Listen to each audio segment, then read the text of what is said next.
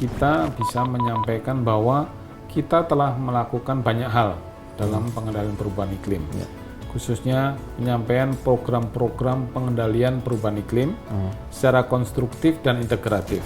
Karena seluruh elemen pada Pavilion Indonesia, khususnya di COP27 ini, menjadi daya tarik tersendiri, yaitu menghimpun serta menyampaikan aspirasi, kemudian juga inovasi dan informasi kepada seluruh pihak yang terlibat di dalamnya.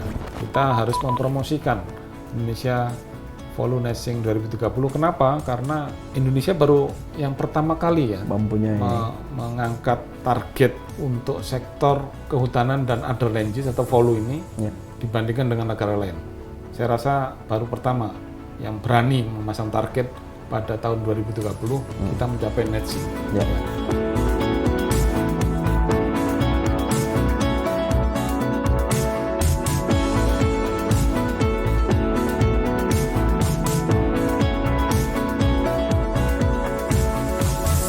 Assalamualaikum warahmatullahi wabarakatuh. Sobat Hijau, salam sehat selalu. Sejak beberapa tahun belakangan, strategi untuk dapat memenangkan kepentingan Indonesia dalam setiap Conference on Parties UNFCCC melalui dua track, yaitu jalur negosiasi dan melalui jalur outreach atau pavilion. Tahun ini diharapkan Pavilion Indonesia juga dapat diselenggarakan dengan sebaik mungkin dengan tema Stronger Climate Action Together atau bersama membuat aksi iklim lebih kuat. Pada acara COP 26 tahun lalu di Glasgow, Pavilion Indonesia juga telah dengan sukses dipersiapkan secara hybrid, in person di Glasgow dan virtual dari Gedung Manggala Wanda Bakti di Jakarta.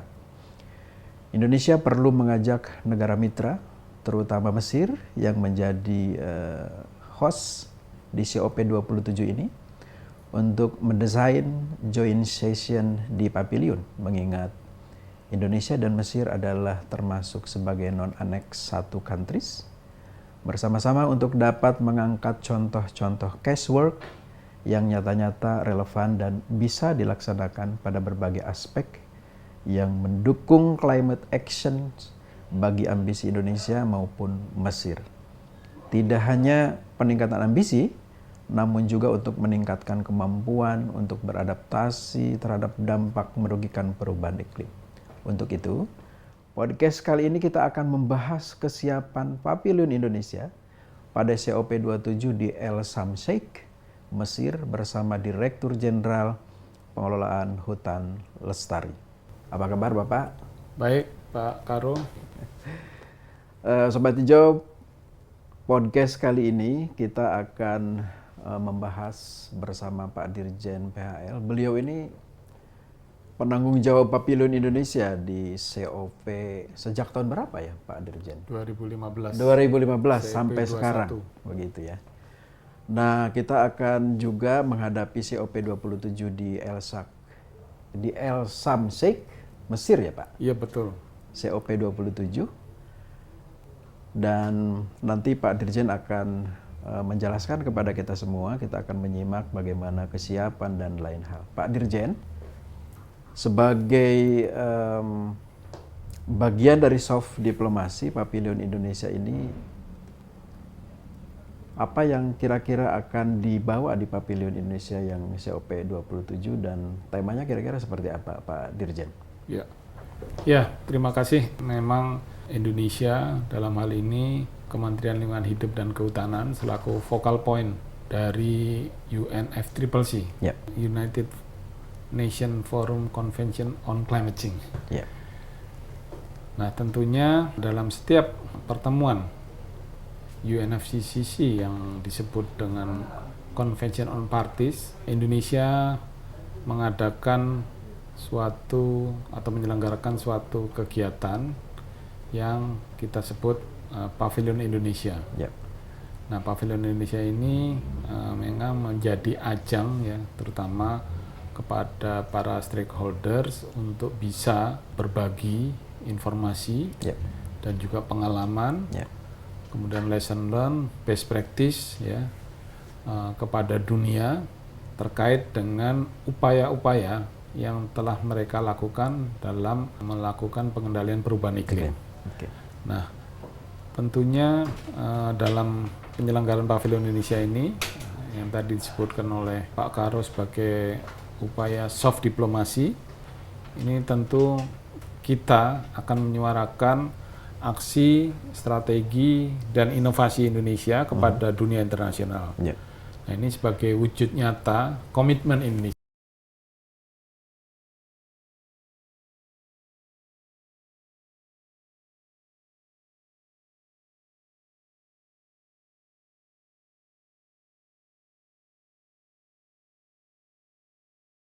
Kita bisa menyampaikan bahwa kita telah melakukan banyak hal dalam pengendalian perubahan iklim, khususnya penyampaian program-program pengendalian perubahan iklim secara konstruktif dan integratif. Kemudian juga mengelaborasi berbagai upaya yang telah dilakukan oleh masyarakat global. Selain itu, Pavilion Indonesia juga membuka kesempatan bagi para pihak ya untuk turut berpartisipasi aktif untuk menyampaikan ide, gagasan, peluang, dan juga jejaring kerja dalam posisi penguatan upaya pengendalian perubahan iklim di Indonesia. Kalau tadi ditanyakan apa tema Pavilion Indonesia pada COP27 di Mesir ini, tema yang akan diangkat pada Pavilion Indonesia pada COP27 UNFCCC ini seirama dengan tema presidensi G20 Indonesia, yaitu Recover Together, Recover Stronger. Nah, oleh karena itu kami memilih tema untuk Pavilion Indonesia adalah Stronger Climate Action Together.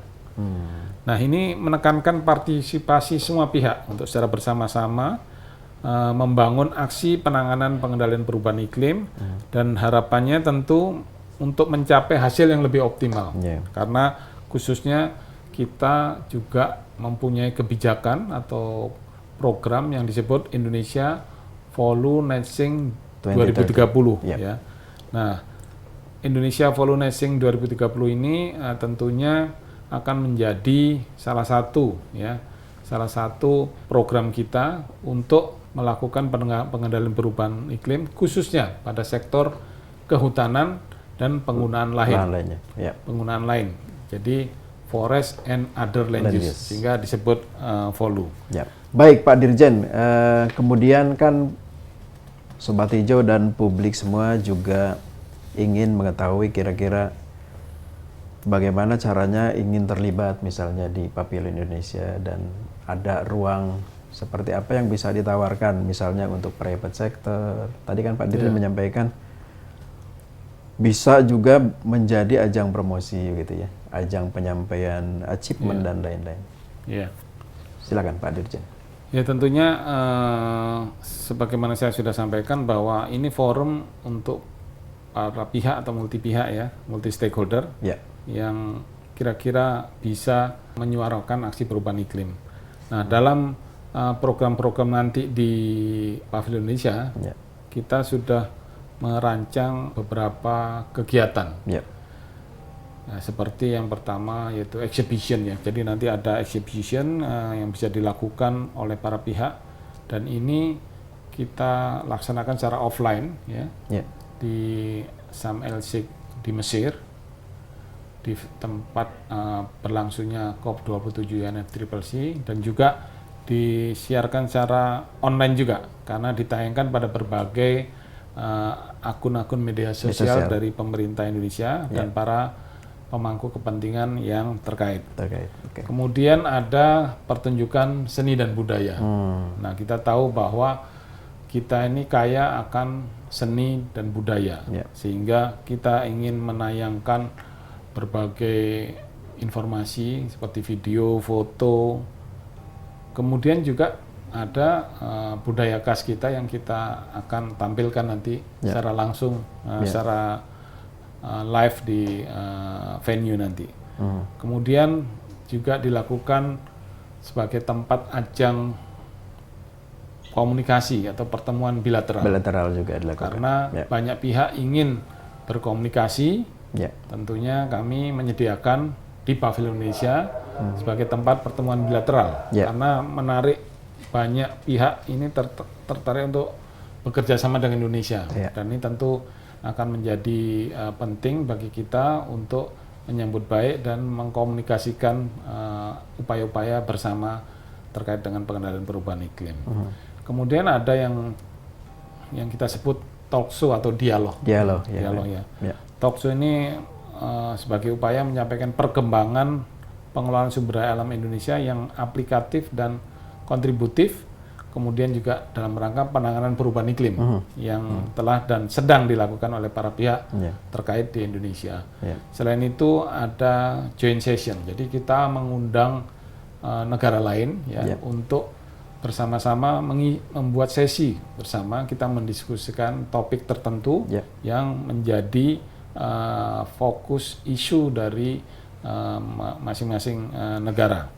Selain itu kita biasanya mengundang eminent person. Eminent person itu. Ya, session yang terkait dengan eminent person ini biasanya kita undang tokoh-tokoh dunia. Ya.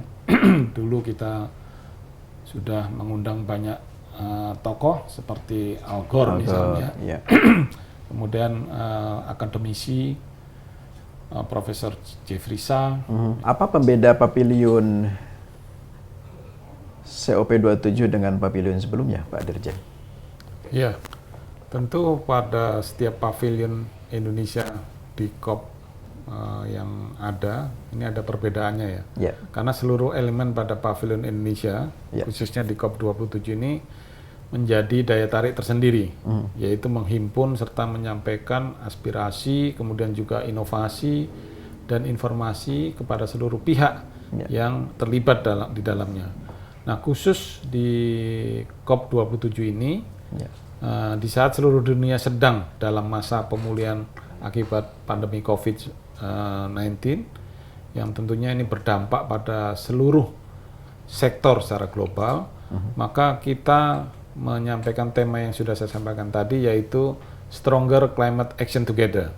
Nah, ini menjadi wujud nyata bahwa Indonesia secara tegas ingin mengajak semua pihak untuk bersama-sama melakukan upaya-upaya yang lebih komprehensif dalam rangka pengendalian perubahan iklim. Nah, pelaksanaan kegiatan Pavilion Indonesia COP27 UNFCCC ini nanti akan dipusatkan di Sharm el-Sheikh, Mesir, ya, untuk sesi-sesi tertentu yang akan menjadi highlight dan juga akan dilaksanakan secara virtual, ya. Karena kita juga akan menyampaikan pada sesi khusus secara hybrid. Nah, kegiatan-kegiatan yang sudah saya sampaikan tadi ini terutama untuk sesi talk show kita bagi menjadi beberapa topik utama, ya. Paling tidak dari rancangan kita ini paling sedikit ada 36 sesi nanti akan dilaksanakan. Dan itu akan lebih tergantung dari animo dari peserta.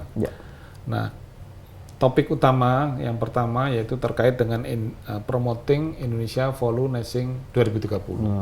Nah, seperti saya sampaikan tadi, kita harus mempromosikan Indonesia Value Nation 2030. Kenapa? Karena Indonesia baru yang pertama kali mempunyai mengangkat target untuk sektor kehutanan dan other land use atau value ini dibandingkan dengan negara lain. Saya rasa baru pertama yang berani memasang target pada tahun 2030 kita mencapai net zero. Nah, ini merupakan upaya kita untuk menyampaikan komitmen kita secara kuat. Kemudian topik yang kedua terkait dengan energi, yang kita sebut optimizing energy transition, to achieve target on energy sector.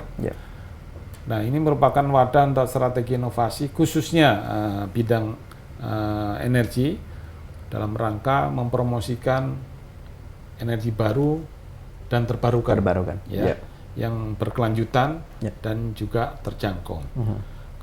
Kemudian topik yang ketiga yaitu climate financing for sustainable development.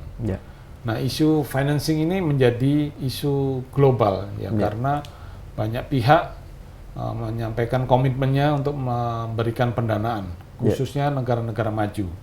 Namun demikian, tentunya harus melalui mekanisme yang disepakati bersama, dan itu tidak mudah ya. Oleh karena itu kita angkat isu climate financing ini menjadi salah satu topik utama dari Pavilion Indonesia. Kemudian yang keempat adalah climate change and ecosystem, threats, opportunities, and solution. Jadi kita akan membedah ya apa ancaman, apa peluang, dan juga solusinya terkait dengan pengendalian perubahan iklim. Nah, tentunya ini menjadi wadah untuk mewartakan ya, terutama perkembangan pengelolaan sumber daya alam yang juga mengalami ancaman, tetapi kita melihat ada peluang dan juga akan menjadi solusi.